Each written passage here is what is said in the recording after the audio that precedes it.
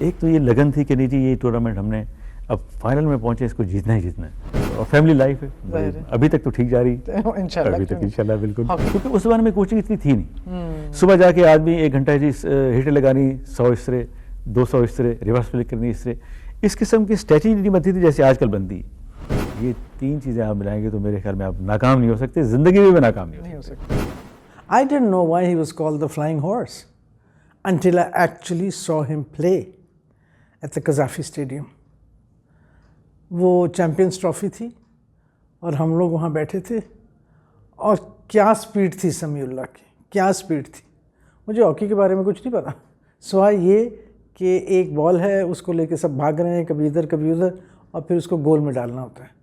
لیکن سمیع اللہ کی جو بھاگ تھی، جو بھاگ دوڑ تھی، جو سپیڈ تھی، وہ ہم سب کو میزمرائز کر رہی تھی.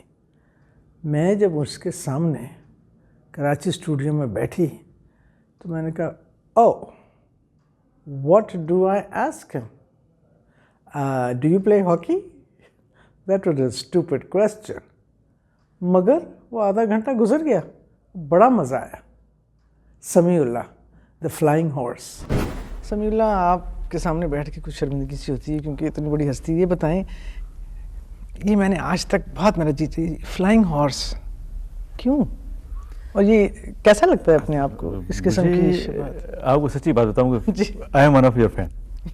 آپ کے جو سچ کا پروگرام پہلے تھا بڑا مزیدار تھا، اور سچی بات بلیک اینڈ وائٹ میں اتنا اچھا پروگرام. 75 میں ورلڈ کپ کھیلنے گیا ملیشیا میں. اچھا تو کھیل رہا تھا میں، اور مجھے پتہ نہیں تھا کہ میں اچھا کھیل رہا ہوں آنیسٹلی، کیونکہ ینگسٹر ہوتے ہیں سارے اور گپ شپ میں، اور میں اختر رسول، منور زمان، اصلاح سارے گپ شپ مارتے تھے. جرمنی کے خلاف میچ تھا تو بڑی ٹف ٹیم تھی جرمنی کی. ہم 5-2 سے جیتے، 5 گول جو ہیں وہ میری وجہ سے اور 2 گول میں نے کیے. آگے سو گئے جیسے روٹین میں خوش و خرم. صبح اختر رسول نے دروازہ نوک کیا، اخبار پکڑی ہوئی، اور اس نے کہا کہ دیکھو یار یہ جرمن کوچ کی اسٹیٹمنٹ آئی ہے کہ جی سمیع اللہ جو ہے وہ فلائنگ ہارس اینڈ ڈینجر مین، اس نے ہماری ٹیم کو تباہ برباد کر دیا. تو وہ چھیڑنے لگے جی فلائنگ ہارس اڑن کھٹولا، فلائنگ ہارس اڑن کھٹولا. تو اس طرح سے شروع ہوا. لیکن اس کے بعد پھر وہ پروو کرنے کے لیے پھر میں نے ایکسٹرا پہ محنت کی تاکہ لوگ یہ نہ کہیں کہ وہ ایک فلوک تھا. تو اس میں پھر بڑی محنت کرنی پڑی. مجھے یاد نہیں آ رہا کس نے بات کی تھی، شاید حسن سردار نے کی تھی، لیکن بات یہی ہو رہی تھی کہ جی نیچرل ٹیلنٹ کی، قدرتی ٹیلنٹ کی. ہاکی میں قدرتی ٹیلنٹ کا کیا مطلب ہوا؟ لیکن ہر کھلاڑی تو کھیلتا ہے ڈیفینیٹلی، زندگی میں ہر شعبے میں آپ کو بھی ایکسپیرینس ہے، مجھے بھی ہے. نیچرل ٹیلنٹ جو ہے وہ اس کو تھوڑا سا ریفائن کرتا ہے اگر آدمی اس کو ایکسپیرینس کرے یا اس میں محنت کرے. تو کیونکہ میری فیملی کھیلتی تھی، میرے چچا موتی اللہ وہ 10 سال پاکستان کی طرف سے کھیلے، پھر بڑا بھائی، پھر میں چھوٹا، میں سے چھوٹا کلیم اللہ. تو چچا کو دیکھ کے، والد کو دیکھ کے ہاکی شروع کی، اور کوئی امید نہیں تھی کہ اتنا بڑا کھلاڑی بن جاؤں گا، کیونکہ سارے کہتے تھے یار ایویں یہ بس کچھ پتہ نہیں چلتا اس کا. لیکن وہ ایک جب جمپ ملا، جب میں پہلی دفعہ پاکستان یونیورسٹی میں سلیکٹ ہوا، تو پھر میں نے کہا کہ اس کو سیریس لینا چاہیے. تو پھر سیریس لیا، اور اس یونیورسٹی جو 71 کی ٹیم تھی اس کے 7 کھلاڑی پاکستان ٹیم میں آئے. تو بس اس طرح شروع کی میں نے ہاکی. سیریسلی لیا؟ سیریس لیا بالکل. مطلب اس کو ذرا وضاحت کریں کہ سیریس اس طریقے سے لیا کہ اگر کسی آدمی جیسے ٹورنامنٹ اس زمانے بڑے ہوتے تھے، فیصل آباد میں ٹورنامنٹ ہو رہا ہے، کراچی میں ہو رہا ہے، کبھی خوشاب ہو رہا ہے، کبھی کوئی بھی اچھا کھلاڑی دیکھا میں نے لیفٹ آؤٹ، اس میں کوئی اچھائی دیکھی تو کوشش کی کہ اس کی کوئی اچھائی کوشش کروں وہ اس کو ایکسپیرینس کرنے کی. اور وہ میں کرتا تھا. اور پھر ہمارے سعید انور کوچ ہوتے تھے تو ان سے میں پوچھتا تھا کہ کیا یہ میں کر رہا ہوں صحیح کر رہا ہوں، یہ غلط کر رہا ہوں. تو وہ بڑا ایکسپیرینس آدمی تھا اور بڑا زبردست کھلاڑی تھے وہ اپنے ٹائم کے. تو وہ جو بھی کہتے تھے پھر میں اس کو بڑا سیریس لیتا تھا. میں اور میرا بڑا بھائی دونوں اکٹھے کھیلے. اس میں ٹیمپرامنٹ نہیں تھا، میں کم از کم یہ تھا کہ اس کی باتیں سنتا تھا اور پھر سوچتا تھا. پھر انڈیویجول ٹریننگ کرتا تھا میں اختر رسول کے ساتھ مل کے، کبھی زاہد شیخ تھے، کبھی حنیف خان کے ساتھ مل کے، تاکہ جو چیز میں کر رہا ہوں، کیونکہ مجھے ڈر یہ تھا کہ میرے ساتھ جو کمپیٹیٹر تھا وہ تھا شہناز شیخ. اگر میں تھوڑا سا بھی پیچھے خراب کھیلوں گا تو وہ مجھے باہر نکال دے گا اور پھر پاکستان ٹیم میں نہیں آؤں گا میں. تو اس کی وجہ سے میں شہناز کو ہمیشہ کہتا ہوں یار شکریہ تو میرے ساتھ تھا. اس کی وجہ سے میں نے جو محنت کی وہ اللہ تعالیٰ نے اس کو اس میں نکھار پیدا کیا. قدرتی بات تو ہوگی، محنت بھی اس کے ساتھ ہو گئی. اگر میں آپ سے پوچھوں کہ آپ کا اس زمانے میں جس وقت آپ یہ کہتے ہیں کہ آپ پیک پہ تھے یا ٹاپ پہ تھے، تو آپ کا دن کیسے گزرتا تھا؟ دن بڑا اچھا. اس زمانے میں بالکل شادی شودی ہے نہیں تھی. دوست یار سارے تھے گپوں میں, اور دوست یار جو تھے وہ بھی ہاکی پلیئرز تھے. جہاں بیٹھے ہاکی کی گفتگو ہو رہی ہے. میرا کزن تھا شکیل, پی اے میں کیپٹن ہے, تو وہ کبھی کبھی کہتا تھا مجھے چلیں یار آج لیٹ نائٹ مووی دیکھتے ہیں 9 to 12, اور اس کے بعد بندوق کھا کے کباب کھائیں اور گھر آ جائیں گے. تو اتنا مطلب سیریسلی لیا, سچی بات کہ میں کہوں کہ سیریس لینا جو میں ہاکی کو کیا وہ کیا 80 کے بعد, جب میں نے یہ سوچا کہ اب کپتان بننا ہے, پاکستان ٹیم جو ہے کھیل رہی, تو اس ریکارڈز ہیں ان کو بہتر کرنا ہے. تو اس وقت ذہنی طور پہ سیریس لیا. پہلے تو تھا نا کہ فزیکلی لے لیا, اس کو ایکسپیرینس کر لیا. تو اس طرح 82 کے بعد پھر اس کو پریکٹیکلی میں نے لیا. میں نے کہا نہیں, کپتان بنے ہیں تو کوئی اچھا ایک مثال قائم کرو. اس کی مثال قائم یہ کی کہ بھارت میں جو 82 میں ایشین گیمز ہوئی اس میں پاکستان ٹیم 7 من سے جیتا, اور میرے خیال میں پہلے بھی نہیں ہوا, اور آئندہ بھی کافی سالوں تک وہ ریکارڈ نہیں, وہ قدرتی ایک ہو گیا. اس میں بڑے کلاس کے کھلاڑی تھے, حسن سردار, حنیف خان, منظور الحسن, رشید الحسن تھے, اشتیاق تھے, کلیم تھا. تو ان کھلاڑیوں نے بڑا اس میں بھرپور طریقے سے انہوں نے پارٹیسپیٹ کیا. یہ کھیل ایسا ہے, اس میں ہار بھی ہے جیت بھی ہے.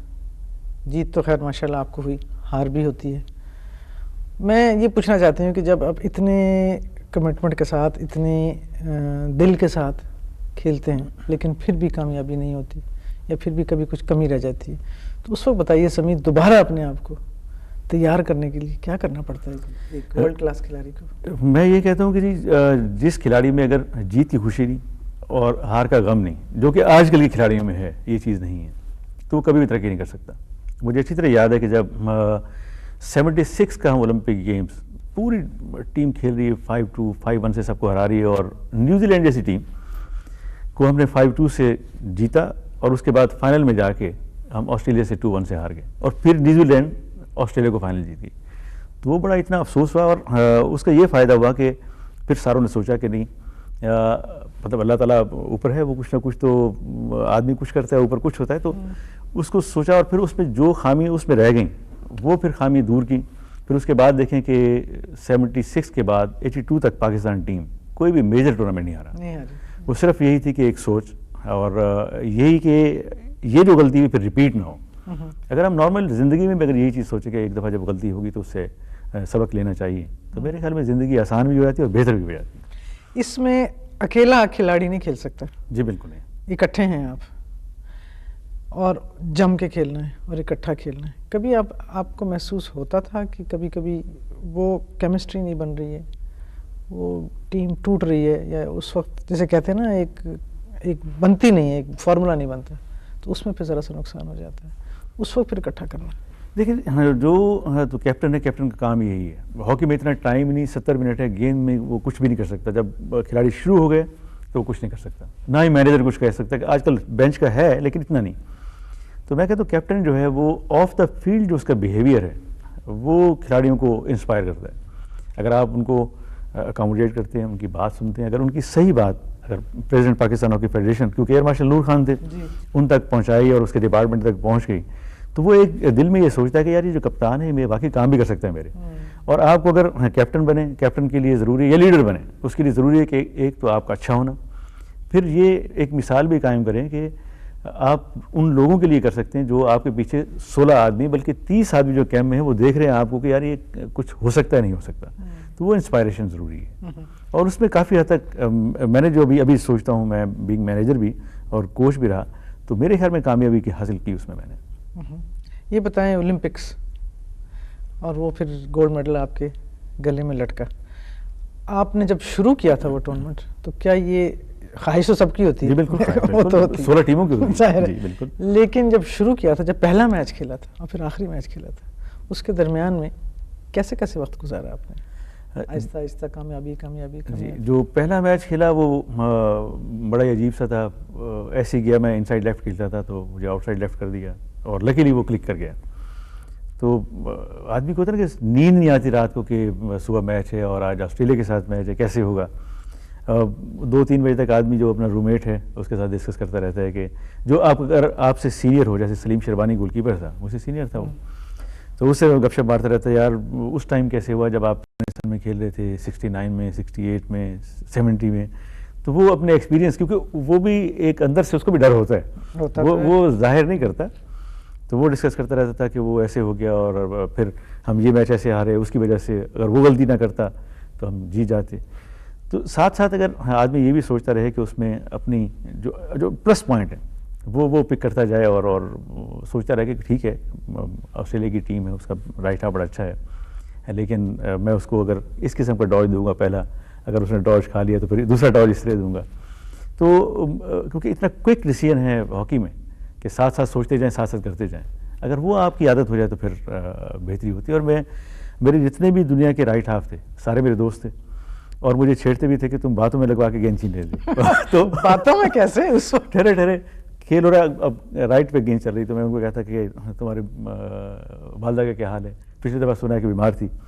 تو آپ گیم نہیں کہتے تھے؟ گیم میں اسے گپے مار رہا ہوں, اب وہ کیونکہ رائٹ ہاف تھا, ساتھ ساتھ ٹریول بھی کر رہے ہیں اور ساتھ گپے مار رہے ہیں. Really؟ بالکل. تو کیونکہ وہ آف دا فیلڈ بھی اچھے دوست تھے. ہاں ظاہر ہے. ہاں جیسے گیند آنی میں نے گیند لے کے چل دینا.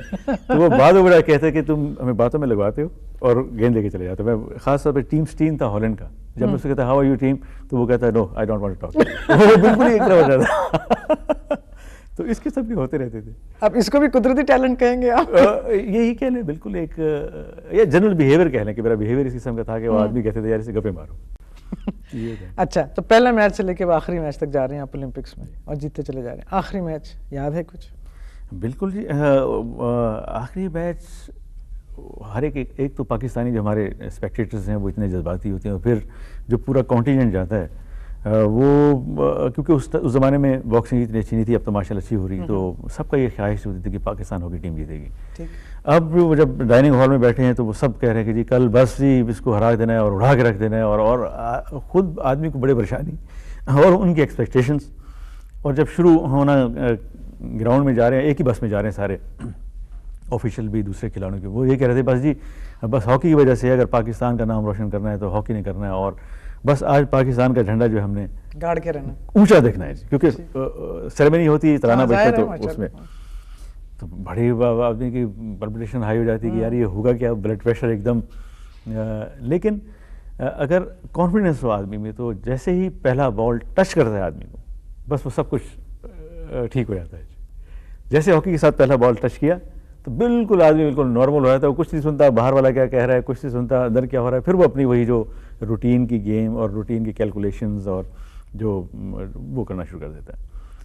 اور اگر سپوز پاکستان پہ پہلا گول عام طور پہ ہو جاتا تھا پہلے تو کبھی کوئی فکر والی بات نہیں تھی, یہ حیرانی والی بات تھی, کوئی فکر والی بات نہیں تھی. ایون اصلاح, جی ہاں ایک گول ہو گیا کوئی فرق نہیں پڑتا. اصلاح الدین جو ہے ہمارا کپتان تھا, پھر رشید جونیئر تھا, وہ یہ کہتے تھے یار کوئی نہیں بس کوشش کرتے رہو. اور یہی ہوتا تھا کہ 5-6 اٹیمپٹ کے بعد ایک گول کیا, پھر دوسرا گول کیا, پھر تیسرا گول کیا, تو چانسز ہوتے تھے. ایک مطلب خدا داد ایک کانفیڈنس تھا اللہ تعالیٰ کی طرف سے دیا ہوا سب کھلاڑیوں میں کہ جیتنا ہی جیتنا ہے. اور جب جیت جاتے تھے, جب فلیگ سیریمنی ہوتی تھی, تو پھر ہمارے جو پاکستان کانٹینجنٹ تھا, جو وہاں کے چند لوگ ہوتے تھے, جیسے اس زمانے میں ٹورنٹو میں اتنے لوگ نہیں تھے, ملیشیا میں نہیں تھے, جرمنی میں نہیں تھے, ارجنٹائنا میں نہیں تھے, تو ان کی جو خوشی تھی, ان کی جو چہرے کی جو دمک جس کو کہتے ہیں, وہ دیکھ کے بڑا مزہ آتا تھا. گلے میں گولڈ میڈل لٹکا, جی میں نے بھی دیکھا جی, کیونکہ میں اس زمانے میں ظاہر ہے ہاکی تھی. ایک ہم لوگوں کو بھی بیٹھے ہوئے ایک بڑا محسوس ہوتا تھا کہ ہم نے بڑا مارکا مارا ہے, لیکن پھر اس کو اس معیار کو لے کے چلنا وہ بھی ایک بہت مشکل کام ہوتا ہے اس سمے. تو آپ کے ساتھ ظاہر ہے کھلاڑیوں کے ساتھ یہی بڑا مسئلہ ہوگا کہ اب اس کو نیچے نہیں آنے دینا, اور جب کسی وجہ سے آپ نے بے شک نہ صحیح کسی اور ٹیم نے نیچے آنے دیا تو تکلیف ہوتی ہے بہت زبردست. جیسے آج کل دیکھیں نا آپ, مسلسل پاکستان ٹیم فائنل میں جا کے ہار جاتی ہے جو ایشین لیول پہ, اور باہر کے لیول پہ وہ کوالیفائی نہیں کرتی.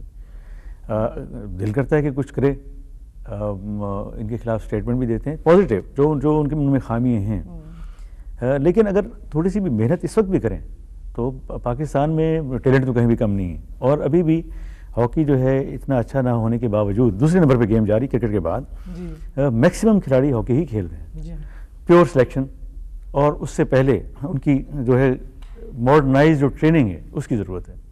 اگر وہ کریں تو پاکستان جیت سکتی ہے. ابھی بھی کوئی ایسی بڑی بات نہیں, جیسے ہالینڈ کو دیکھ لیں آپ, جرمنی کو دیکھ لیں, وہاں تو اتنے کھلاڑی نہیں ہیں جتنے پاکستان میں ہیں. آرگنائز کرنے والی بات ہے, اور پھر کھلاڑیوں کو یہ سمجھانے والی بات ہے کہ جیت ہار تو ہوتی رہتی، لیکن آپ جو کام کریں وہ پرفیکٹ کریں. اب آپ دیکھیں نا بعض کھلاڑیوں میں غلط چیز ہو جاتی ہے جو وہ اس کو اڈاپٹ کر لیتا ہے اور اس میں اسکلڈ ہو جاتا ہے. جیسے وسیم آج کل کھیل رہا ہے کہ وہ گیند کو ہر پیچھے ڈریگ کرتا ہے، لیکن وہ اتنا بہترین طریقے سے ڈریگ کرتا ہے کہ دوسرا ڈاؤٹ ہو جاتا ہے. تو ایک اگر خراب چیز کو بھی آدمی پرفیکٹ کر لے تو کوئی بڑی بات نہیں کہ پاکستان پھر وہی نام لے کے جائے دنیا میں، آگے بھی چلائے. بالکل. سمیع اللہ، جس رات بڑا ٹورنامنٹ ہوتا تھا اس رات کی کیفیت بتائیں ذرا مجھے. اس رات میں آپ کو ایمانداری سے بتاتا ہوں کہ اول تو نیند نہیں آتی تھی کہ پتہ نہیں، بری بات ہے کیونکہ سونا ضروری ہے. لیکن میں ایشین گیمز کی مثال دیتا ہوں کہ جنرل قمر علی مرزا تھے ہمارے چیف کمیشن، تو ہم بیٹھے ہوئے تھے ڈائننگ ہال کے بعد، کوئی 10:30 11 بجے کی بات تھی. تو مجھے کہنے کہ صبح کیا ہوگا. میں نے کہا جب انشاءاللہ جیت جائیں گے، انڈیا کے ساتھ بڑا اچھا کھیل رہے ہیں. تو کہتے ہیں یار مجھے میرا حال برا ہے اور تم کہتے ہو جیت جائیں گے، کیونکہ میرا بھی اندر سے ہی وہی تھا. تو آپ جاگتے رہے کافی، تقریباً 1-1:30 بجے تک ہم جاگتے رہے. پھر تھوڑا سا مطلب پاکستانیوں میں مسلمانوں میں یہ ہے کہ جی کچھ پڑھ لیں، آپ پڑھ کے سو جائیں تو نیند آ جائے گی. آیت الکرسی ہوئی، دوسری آیتیں ہوئی. تو یہ کیا، تو میرا اپنے خیال میں کوئی 3 بجے تک ہم جا کے سوئے، 3 بجے قریب. اور صبح پھر وہی صبح اٹھ کے باجماعت جو کھلاڑی سارے نماز پڑھتے تھے ان کے ساتھ نماز پڑھی اور پھر نہیں سوئے. پھر یہی کبھی کوئی مینیجر بلا رہا ہے تو کبھی پتہ نہیں ہوگا کیا انڈیا میں ہو رہا ہے، کیسے ہوگا. لیکن ایک آپ کو سچی بات ہے تو وہ اس وقت تھکاوٹ آدمی محسوس نہیں کرتا. ایک تو یہ لگن تھی کہ نہیں جی یہ ٹورنامنٹ ہم نے اب فائنل میں پہنچے، اس کو جیتنا ہی جیتنا ہے، اور اگر نہ جیت کے جائے تو پیچھے کیا منہ دکھائیں گے. ایک مطلب سائیکولوجیکل ہے، چاہے یہاں کہ کچھ بھی نہ ہو، لیکن ایک ذہن میں تھا کہ پیچھے کیا. اسی کی وجہ سے جب گراؤنڈ میں جا رہے تھے ہم تو بڑی پبلک وہاں پہ، ہمارے کافی دوست بھی ساتھ تھے. تو بس میں بیٹھے ہوئے اب کوئی کسی سے بات نہیں کر رہا. اچھا. بالکل ٹینس بیٹھے ہوئے، اور ایون پریزیڈنٹ بھی ہمارا نور خان وہ بھی ٹینس بیٹھا ہوا ہے، اور مینیجر بھی ٹینس بیٹھا ہے. کوئی کسی سے بات نہیں، مطلب کوشش کرتے ہیں بات کرنے کے لیے، کیا بات کریں. اگر کسی کو میں یہ کہوں کہ یار اچھا کھیلنا تو وہ کہے گا یار مجھے پتہ نہیں. مطلب ایکسپیکٹ کرتے ہیں آپ بھی، کیونکہ یار مجھے پتہ نہیں، تو اس کے علاوہ بات ہی کوئی نہیں. تو بڑے بس سے جا رہے اسٹیڈیم پہنچے، پھر جناب وارم اپ شروع ہوئے. تو جب دائرہ لگاتے اور نعرہ تکبیر، اس وقت پھر آدمی کا ایک تھوڑا سا کہتا ہے یار کیا عزت کا سوال ہے. اور پھر سارے کہتے ہیں ہاں جی میں بالکل پتہ ہے، ہم انشاءاللہ بس بے فکر ہیں. تو اس وقت ایک جو جسم میں جھرجھراہٹ سی پیدا ہوتی، تو وہ ساری رات کی انرجی جو تھکاوٹ ہوتی ہے وہ ختم کر دیتی ہے، اور بالکل فریش ہو کے پھر چل سوچا. آپ کے ٹائم میں جو مختلف ٹیمیں تھیں، آپ کو کوئی کھلاڑی یاد ہے جس نے آپ پہ بہت ہی ایک جسے کہتے ہیں امپریشن چھوڑا ہو، اور آپ نے سوچا ہو کہ اس کے اوپر چلنا چاہیے، یہ کیسا ہے، یہ کیا ہے، کچھ بتائیں. جی بالکل. آسٹریلیا کا چارلس برتھ، ابھی وہ بھی کوچنگ کر رہے ہیں. ہالینڈ کا پال لیجن، ایک جرمنی کا پیٹر ہوتا تھا فل بیک، انڈیا کے ظفر اقبال، اشوک کمار، سرجیت، اجیت، یہ کھلاڑی ایسے تھے جن کو دیکھ کے ہم خاص طور پہ میں میچ دیکھنے جاتا تھا کہ ان میں جو سکل تھی، ان کی جو خوبصورتی تھی کھیل کی، وہ دیکھ کے مزہ آتا تھا. اور جب ان کے پاس بال ہوتی تھی تو پورے کے پورے تماشائی وہ بھی رسپونڈ کرتے تھے کہ جی ان کے پاس بال ہے. اور ان چیزوں سے ان لوگوں سے کافی چیزیں میں نے سیکھیں، اور سیکھنے میں آپ کو پتہ کوئی اس میں کوئی آخر نہیں ہے، آخری دم تک آدمی کو سیکھنا چاہیے. تو یہ وہ انسپائر بھی کرتے تھے، اور ابھی بھی ملتے ہیں. ابھی ٹورنامنٹ تھا لاسٹ ایئر ملیشیا میں، تو اس میں چارلس برتھ بھی ملا، اجیت پال جو ہیں سینٹر ہاف وہ بھی ملے، پال لیجن بھی ملا. تو وہ پرانی باتیں، وہ پھر پرانی باتیں جب کی تو بڑی خوشی ہوئی، اور وہ لمحات ان کو بھی یاد تھے کہ پاکستان ٹیم میں یہ کھلاڑی تھے، وہ پوچھتے تھے کہ فلانا کیسے کیا کر رہا ہے. تو یہ چیزیں اچھی لگتی ہیں. آپ کو کسی اور باہر کے کھلاڑی نے کہا کہ میں تمہیں دیکھ دیکھ کے سیکھ رہا ہوں؟ کافی ایون ظفر اقبال جو ہمارے بھارت کے ہیں، یہاں وسیم فیروز ہیں آؤٹ سائڈ لیفٹ. جب اچھا کھیل رہا ہوتا ہے آدمی تو کافی لوگ کوشش کرتے ہیں کہ اس کی نقل کریں، یا اس کو ایک انسپائریشن تو ہے نا انڈائریکٹلی اور ڈائریکٹلی. جیسے مائیں اپنے بچوں کے نام رکھ دیتی ہیں. کافی میرے دوست ہے تو اس نے اپنے بیٹے کا نام ہی سمیع اللہ رکھ دیا، اور بعد میں مجھے کہا کہ جی تمہاری وجہ سے رکھا ہے. بڑی مہربانی آپ کی. تو ایک اس ٹائم جو ہو تو پھر کرتا ہے لوگوں کو. سمیع، اتنا بھرپور کھیلنا اور ایک کریئر بنانا اور اس کو رکھنا، اور پھر اس کے بعد ریٹائر ہو جانا، کچھ خالی نہیں لگتا؟ اب تو خیر شروع میں لگتا ہے اچھا کہ جنرلی ہر ثقافت جس میں کھیل بھی ایکٹنگ بھی ساری چیزیں سب میں آپ کو یہ یاد ہوگا کہ جب ریٹائر ہوتا ہے آدمی تو اس کو فیل ہوتا ہے کہ یار وہ لوگ مجھے آ نہیں رہے, مجھ سے آٹوگراف لے رہے, پوچھ نہیں رہا کوئی. لیکن آدمی کو اس کے لیے تیار ہونا چاہیے, کیونکہ جس چیز میں عروج ہے اس میں زوال بھی ضرور ہے. اور مجھے اچھی طرح یاد ہے وحید مراد بڑے ٹاپ پہ تھے, ایک دفعہ جب وہ بالکل آؤٹ ہو گئے تو ایک جگہ ملے تو بالکل ہی ڈسہارٹیڈ سے کہ جی مجھے کوئی دیکھ نہیں رہا, مجھے کوئی.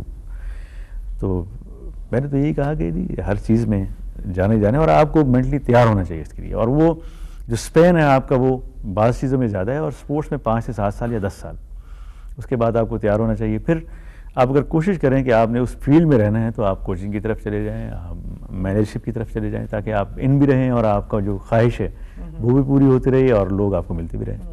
آپ کی کریئر میں کوچنگ کا کتنا ہاتھ ہے؟ میرے کیریئر میں تو کوچنگ کا ہاتھ 20% ٹوٹل, کیونکہ اس زمانے میں کوچنگ جو ہمارے لوگ تھے وہ خود تو اچھے تھے, ان کا آئی کیو لیول یا یہ کہہ لیں کہ باہر اتنا کمپٹیشن نہیں تھا. اب تو ہاکی جو ہے سائنٹیفک ہو گئی. اب تو اگر مجھ سے پوچھیں کہ کوچنگ تو 90% جو ہے وہ کوچنگ, اور 10% جو ہے وہ پلیئر اپنا جو ایکٹیو وہاں ایکٹ کرتا ہے وہ ہے. اس کی مثال میں دیتا ہوں کہ جی ہالینڈ کی ٹیم دیکھ لیں آپ, آسٹریلیا کی دیکھ لیں, جرمنی کی دیکھ لیں, کہ باہر جو کوچ کہتا ہے ان کو سگنلز ہیں, جیسے وہ سگنل دیتا ہے ٹوٹل سینیریو چینج ہو جاتا ہے. اچھا, ہمارے کھلاڑیوں کو سمجھ نہیں آتی کہ یہ ہو کیا رہا ہے, جس میں ہم ابھی پچ کمزور ہیں, اور اس کمزوری کو ہمیں کرنا چاہیے. ابھی پاکستان ہاکی فیڈریشن نے باہر کا کوچ بھی منگایا ہے ہالینڈ کا, کہ اس کو تھوڑا سا بہتر کریں, لیکن اس کے لیے ضروری ہے کہ بہتر ہونے والے بھی اچھے ہوں. ہونے والے جی ہاں, کیونکہ تو 20% اگر آپ کہہ رہے ہیں تو 80% آپ خود تھے. بالکل اس زمانے میں بالکل خود تھے, کیونکہ پھر وہ ڈسکشنز کہ جو اپنے ساتھ کے کھلاڑی تھے, یا آپ جا کے کوچ سے پوچھ رہے ہیں کہ اگر جی میں اس سے کر لوں تو کیسے ہوگا, کیونکہ اس زمانے میں کوچنگ اتنی تھی نہیں. صبح جا کے آدمی 1 گھنٹہ جی ہٹیں لگانی 100 اس طرح 200 اس طرح ریورس فلک کرنی اس طرح, اس قسم کی اسٹریٹجی نہیں بنتی تھی جیسے آج کل بنتی ہے. آج کل تو جو کوچ ہے وہ باقاعدہ ایک چھوٹا سا ہاکی گراؤنڈ بورڈ پہ گراؤنڈ میں لے کے جاتا ہے, اور وہ موومنٹ نمبر 1 2 3 4 کر کے وہ کھلاڑیوں کو سمجھاتا ہے. اور اس کا میں نے ایکسپیرینس اس طرح کیا گیا, میں سن 2000 میں چائنا کے لیے مجھے انہوں نے کہا کہ جی آپ کوچنگ کے لیے آئیں. ایک ان کا پروونس ہے کینٹن گانگزو جس کا نام ہے آج کل, تو میں چلا گیا. اس کی ٹیم جو تھی 5ویں نمبر پہ تھی ود ان چائنا. میں نے دیکھا وہ نوجوان کھلاڑی تھی اور ان میں سیکھنے کی خواہش بھی تھی. تو جب میں نے ان کو آہستہ آہستہ سکھانا شروع کیا تو آپ یقین کریں کہ 3 مہینے میں وہ 9 نیشنل گیمز جو ان کی ہے وہ جیتے, اور ابھی تک وہ یاد کرتے ہیں. اور ابھی 2 مہینے پہلے ان کی ٹیم آئی تھی, اس میں ان کے 6 کھلاڑی ہیں. تو کوچنگ کا اتنا کہ اگر کوچ ان کو کوئی صحیح بات بتائے اور ان کو اگر ان کے دماغ میں وہ سما جائے تو وہ پرفارمنس جو ہے اس کی 100 سے 200% ہو جاتی ہے, انہینس ہوتی ہے. تو اس لیے میں کہتا ہوں کہ کوچنگ آج کل بڑی ضروری ہے. پلیئر کیونکہ پلیئر تو صرف فٹنس اپنی دیکھتا ہے, اور وہ صرف یہ دیکھتا ہے کہ میری ہٹنگ اور سٹاپنگ جو ہو وہ اچھی ہو.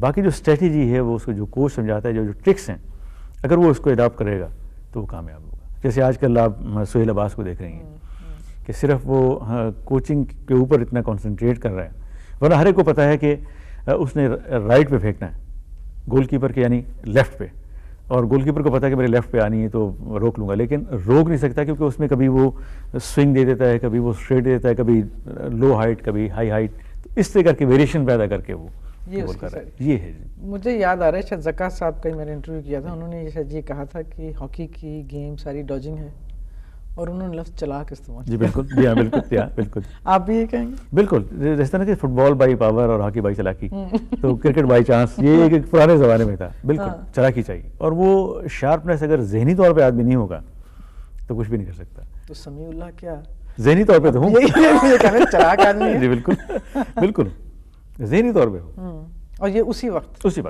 کیونکہ آپ نے ڈیسائیڈ ہی یوں کرنا ہے. اس میں گیند بھی آپ کے پاس انسائڈ لیفٹ پھینک رہا ہے, اور آپ نے یہ بھی سوچنا ہے کہ میرے سامنے 2 آدمی, میرے پیچھے ایک آدمی سپورٹر ہے, میں نے کرنا کیا ہے.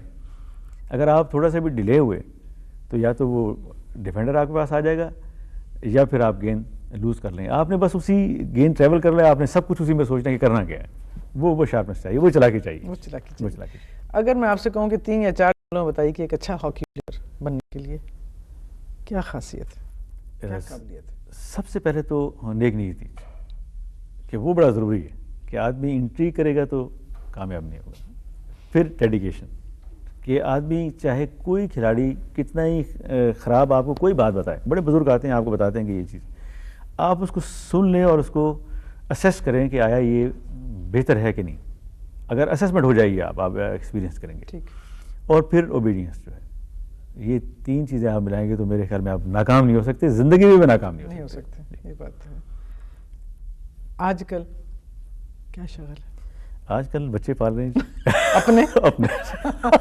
اچھا. ایک بیٹی کالج میں ہے اور چھوٹی بیٹی جو ہے 6th میں, ماشاء اللہ. اور فیملی لائف ہے ابھی تک تو ٹھیک جاری, انشاءاللہ. ابھی تک انشاءاللہ بالکل. ہاکی سے عشق ابھی بھی ہے؟ بالکل ہے.